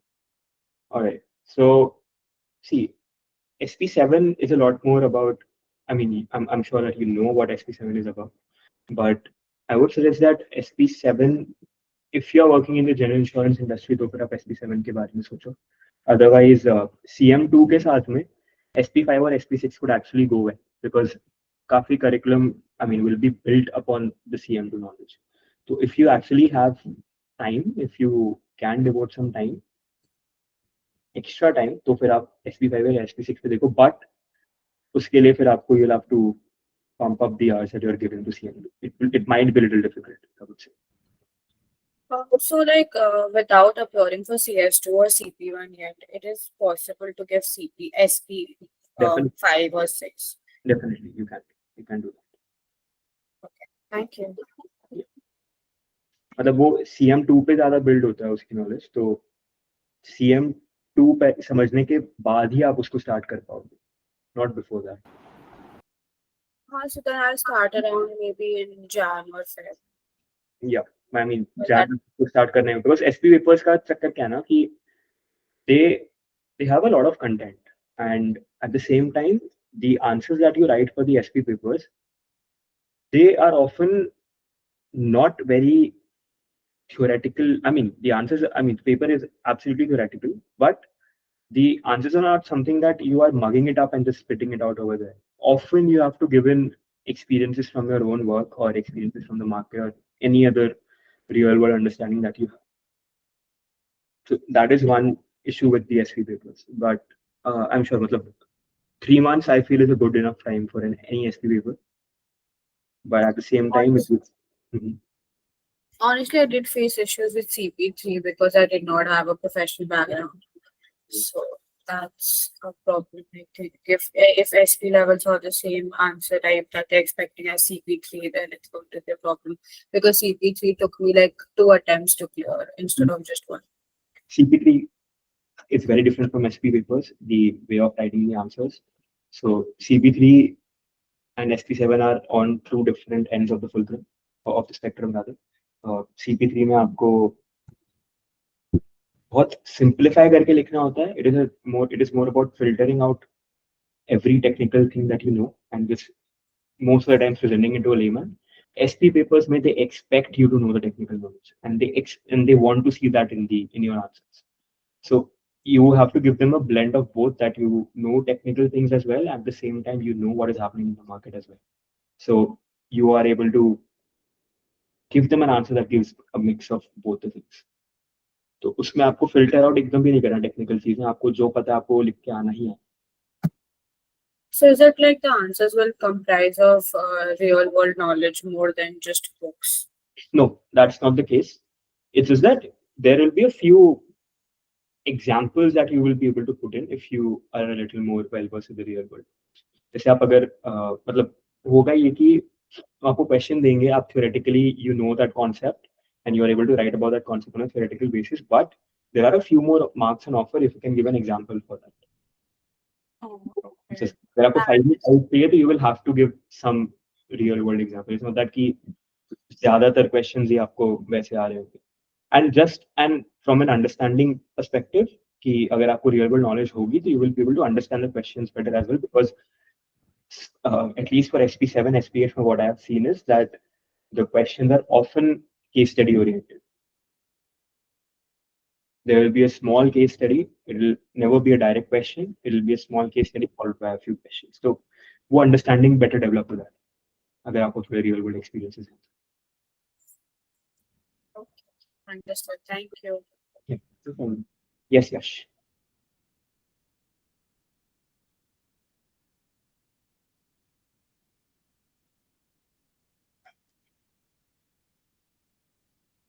Yash, I still can't hear you if you're trying to speak.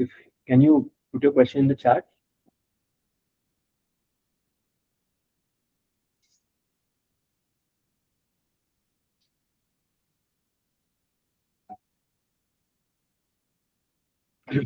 No, can't hear you still.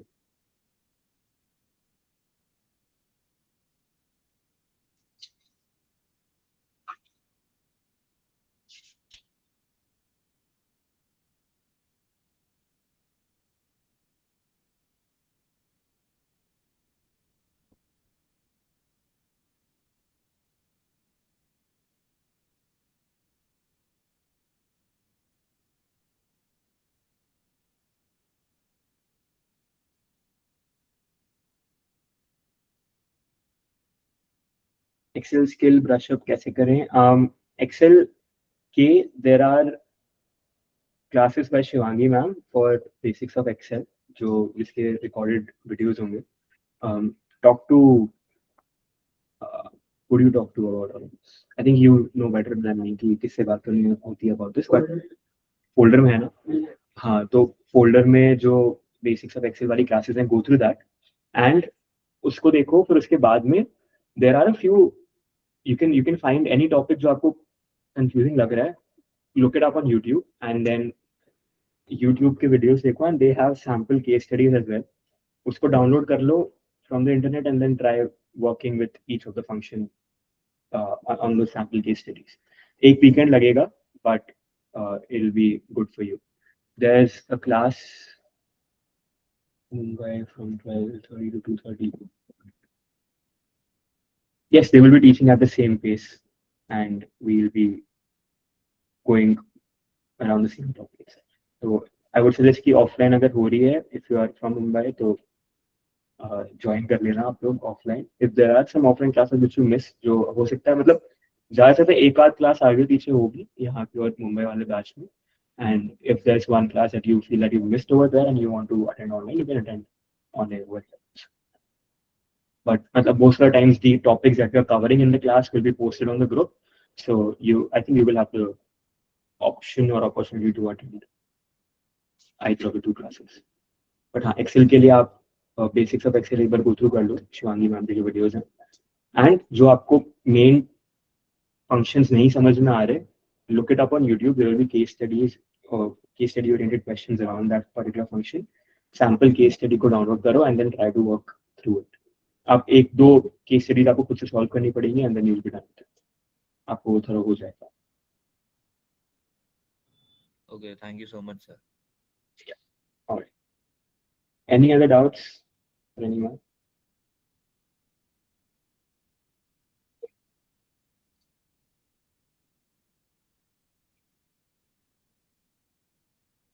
नहीं तो ठीक है, then I'm stopping the class for today. We'll let you know about the schedule going ahead.